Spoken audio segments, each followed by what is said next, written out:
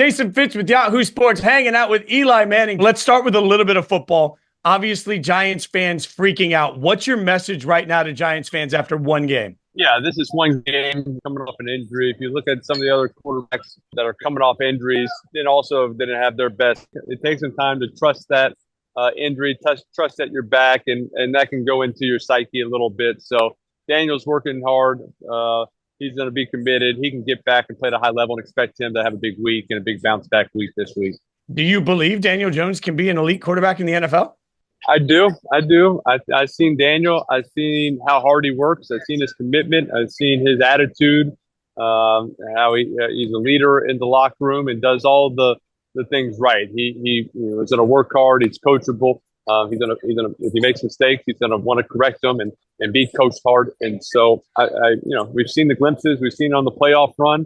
2 years ago, how well he played with not a ton of talent. I think he has more talent and he can get back and play at a high level.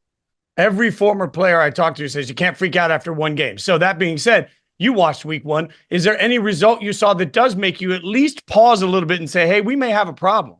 No problems. I think it's just getting the rust off and getting in that live situation. Week one is always, things where you're just, you kind of look back, you're like, what was I doing there? Why didn't I just throw it? Or why did I pass this guy over? So you just got to get back in that live action, not knowing exactly how things are going to play out. It's unscripted looks the first week, going against, a new defense and new schemes and what they might do. So I think having a week of preparation, seeing what teams are doing defensively, there'll always be a few adjustments, but you'll have a little better idea of what's going on. You'll be able to call better plays and have better production. That stands out to me when you mention it with Caleb, because Caleb Williams taking on a Titans team that we didn't know anything about the defensive coordinator. How much tougher is that for a quarterback in his first game to be taking on such an unknown? Yeah, especially with a new quarterback and everything's unknown to a new quarterback. And when you go into a new defensive scheme, defensive coordinator, head coach scenario, you're not quite sure what to expect. And so it's tough and you're going to make mistakes. You're going to have bad plays. The most important thing is you learn from those mistakes each week. Hey, where were the big mistakes? I got to eliminate those. I got to learn from that. Don't repeat those. You'll make new ones. There'll be new stuff, new bad plays happening, but it's just about making small improvements each and every week.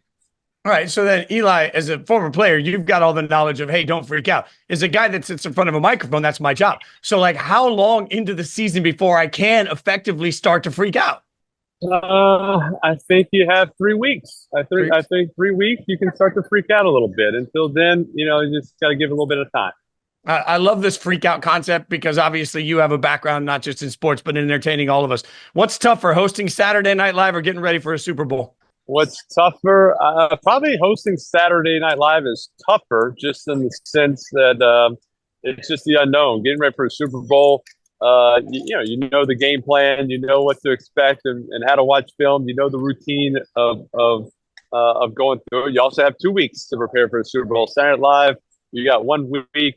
I'm doing acting, which I know nothing about. I'm trying to memorize lines. I'm trying to be funny, which is hard. To throw a football, easy. To be funny, that's a lot harder.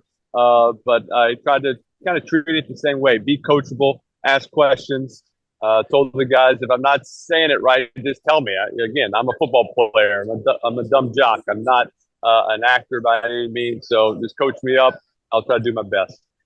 Yeah, which is interesting because you've hosted SNL. Peyton's hosted SNL. When do we get the tag team? When do the Manning brothers together just co-host an episode? That's it. That would be fun. Hey, we'll throw that out to Lorne Michaels and see if they like the idea. Look, I don't have the power to make it happen. If I did, I would. But obviously, we're all infatuated with the ManningCast. Who's the guy so far or girl that you've had on that you've looked at the guest list and said, oh, my God, I can't believe we've gotten that person to come on this show? I think the fact that we, had a former president and Barack Obama on the show, I'm the least qualified person to ever interview a former president. And he was great. Obviously, around Chicago, big Bears fan. And so just to see, some of the people, Snoop Dogg was unbelievable. Will Ferrell, some of these guys are just unbelievable sports fans, and it's good to kind of see that come out and for them to talk about their relationship with football. Do you have a dream guest that you haven't gotten on yet that everybody's working on for you? I mean, we had Adam Sandler last week, which is also one of my favorite actors. I'm a big Seinfeld fan, so still looking for a Jerry Seinfeld or a Larry David, maybe a combo together, kind of off your idea about Peyton and SNL. If we get either of those two guys, that would be pretty special. So you and I have a mutual friend, Jordan Davis, the country music singer, not the football player, the country music singer. My background in country music before I talked about sports.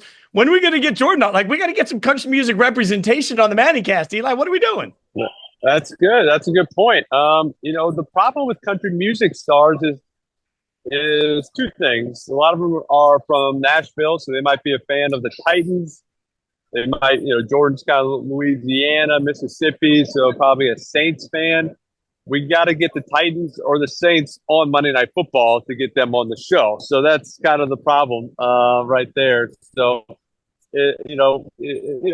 down south, it's still kind of college football fandom. It's not as much NFL, and so some of these guys, they don't have a direct connection with some of these NFL teams.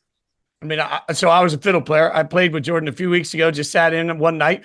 And the next night, he was at MetLife. You guys were hanging out. If you were going to come in and play an instrument with the country music star, what would it be? Probably the harmonica. I think I could fake that the best and just, hit a tune or two and then be out.